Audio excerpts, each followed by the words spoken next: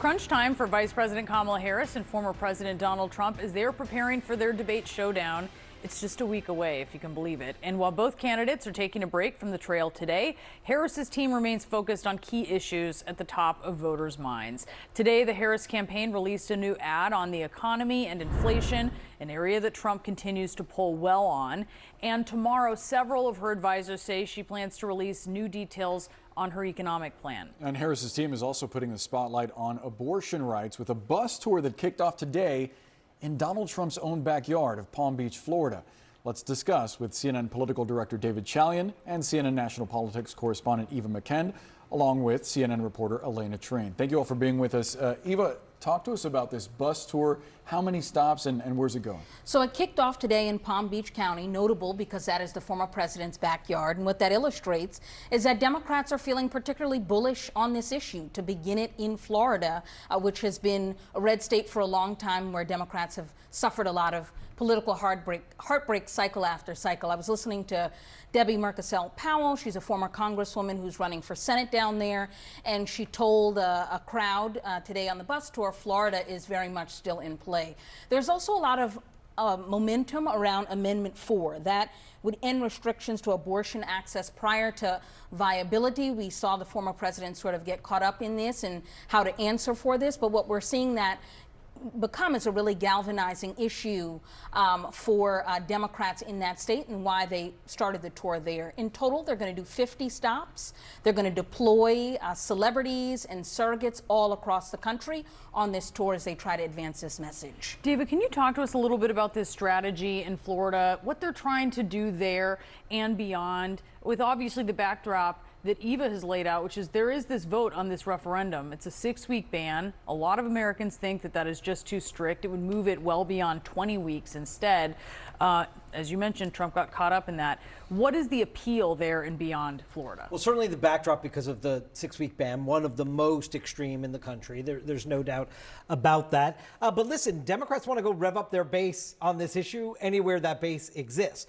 Is Florida a battleground state in this election? It is not. Just look at how the candidates are being deployed to spend their time, one of the most important resources on a campaign, and their money in dollars in advertising on television. Florida is not where we're seeing that, right? There are 7 battleground states where this election is going to be decided. Florida is not one of them, but because of the message backdrop of the law, the referendum, the home of Donald Trump and the like, it made it an opportunity to kick this off. I have no doubt Kamala Harris and Tim Walz will be in Florida to at least raise some money throughout the course of this election. But I don't think the electoral votes are going to be something we're hanging on election night. One of those Americans who seems to think that the 6-week abortion ban in Florida is too strict, at least last week, seemed to be former President Donald Trump. He said that he would be voting for more than 6 weeks in an interview before his campaign sort of turned around and said that he wasn't saying how he's going to vote on that.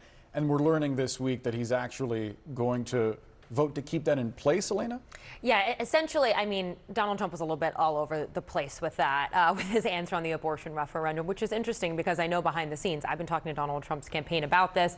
They have been talking behind the scenes about how Donald Trump would address the issue, how he would vote for the Florida abortion referendum. So they knew it was coming, and still Donald Trump kind of went back and forth on this issue. At first, he did say that he thought the 6-week abortion ban was too strict. He later said that he would actually be voting against the referendum, which would remove and change Florida's laws as they currently stand. But look, I think the big picture here, to take a step back, is that this is an issue that Donald Trump continues to struggle with. And I think the timing of it is really interesting and honestly helpful to the Harris campaign for when they hit the debate stage next week in Pennsylvania, because this is, of course, an issue, as Eva pointed out, that has been really strong for Democrats. They want to make it a priority in this election. Donald Trump, for his part, has really tried to kind of straddle the line on it, to say, you know, take credit for stacking the Supreme Court with 3 conservative justices that overturned Roe versus Wade, while also telling people you need to think about elections. You need to win elections. And he knows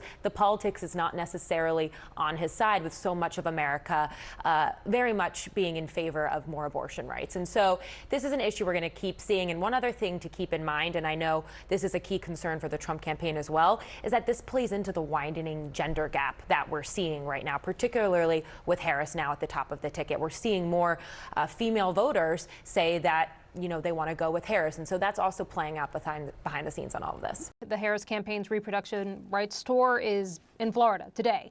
And it's to bring attention to Amendment 4. This is a proposed Florida state constitutional amendment. You just heard Elena reference it there, that would overturn the ban on abortions after 6 weeks. It would guarantee rights to an abortion through the first trimester.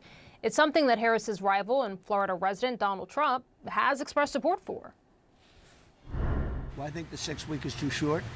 It has to be more time, and so and I've told them that I want more weeks. So you'll vote in favor of the amendment? I'm voting that I am going to be voting that we need more than 6 weeks. Are you voting yes or no on Amendment 4 in Florida? So I think 6 weeks, you need more time than 6 weeks. I've disagreed with that right from the early primaries. When I heard about it, I disagreed with it. At the same time, the Democrats are radical because the 9 months is just a ridiculous situation where you can do an abortion in the 9th month. So I'll be voting no for that reason. All right, joining us now is Mitch Perry. He is a senior reporter for the Florida Phoenix. Mitch, welcome. So good to have you. Let's start with what you can share with us based on your reporting about how Trump's comments, the waffling, how's it being received there by Republicans in Florida as they actively work to try to get this measure passed?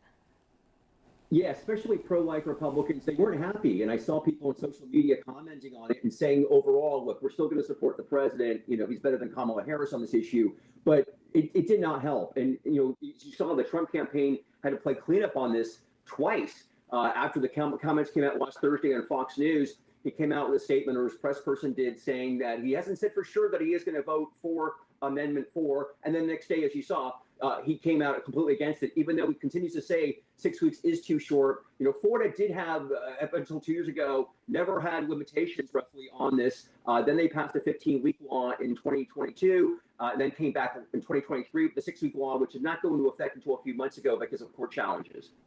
Yeah, and to that point, Mitch, how much do you think Florida voters know that this new rule is in effect as of May 1st and that it's actually on the ballot again in November?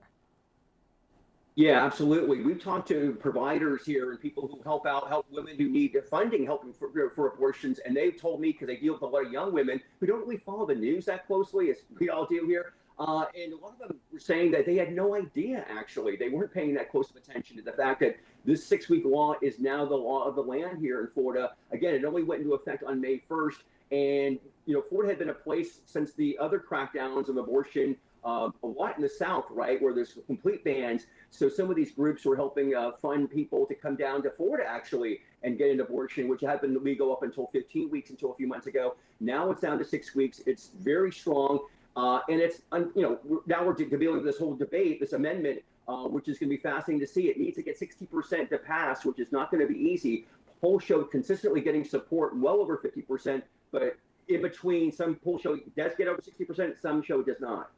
Oh, interesting. So this may really come down to wait and see sort of how the voters decide. It's not really clear, it sounds like. One thing, Mitch, that's interesting is obviously a lot of our focus has been on the presidential election for obvious reasons. But one thing that hasn't gotten as much attention is some of the Senate races. Democrats have said they believe that they'll be able to hold on to their majority in the Senate despite some pretty tough races this November. I'm curious how this issue specifically of abortion rights is impacting the Senate race there in Florida. Right. We have Debbie Mucarsel-Powell, who was a former congresswoman from South Florida, challenging incumbent Rick Scott. And she's actually doing better than I think some people think in the polls. Still down in most polls between 3 to 5 to 6%. And she hasn't really gotten a lot of support from the national groups in Washington. They see this as one of those races they don't really expect to win, the Democrats do. But Debbie Mucarsel-Powell has made abortion rights front and center from the very beginning of this campaign for her. It's interesting because with the state now becoming much more red in the last few years, roughly 1 million more registered Republicans and Democrats, the folks who are supporting the abortion rights amendment know they can't rely strictly on Democrats to pass this, right? So they're being very strictly neutral and not trying to get partisan. But Democrats, like Debbie Mucarsel-Powell, are fighting hard into this, leading into this, trying to get Republicans who maybe would vote the party line, not only to support Amendment 4, but to support her because, in fact, she is going to be much better, in her opinion, on reproductive rights than Rick Scott would be. You know, Mitch, it's interesting. We have an international audience, and I'm curious. I just heard you say there and point out that the state's become more red in recent years. Talk to me a little bit about the demographics of the state, and talk to me about the changing demographics. You think about COVID, how many people moved into Florida, just some of the changes we've seen there. Yeah, well, think about this. When Rick Scott ran for ran for election for the first time for Senate 6 years ago, he barely, narrowly defeated incumbent Democrat Bill Nelson by, I believe, 30,000 votes, right? It was a recount. It was so close, as was Ron DeSantis defeating Andrew Gillum that year. Flash forward 6 years, that's when Democrats had about a 200,000 voter advantage lead. Then it's every month since then, every year since then, more Republicans have come into the state. You mentioned COVID. COVID had a lot to do with that. We saw people leaving states like Illinois, New York, coming to places like Florida. So there's been a real seismic change in our politics here, from being the quintessential swing state for so many election cycles to this year we are not. This is a big deal for the folks in Palm Beach County to have this event with Senator Amy Klobuchar being a top surrogate for the Harris-Kurtz campaign today, because in fact they have it is not on the radar like it has been for so many election cycles. So this is a red state, as it were, right now. Democrats are really hoping with this amendment maybe to get more Republicans to switch over to them and help them on those down ballot races.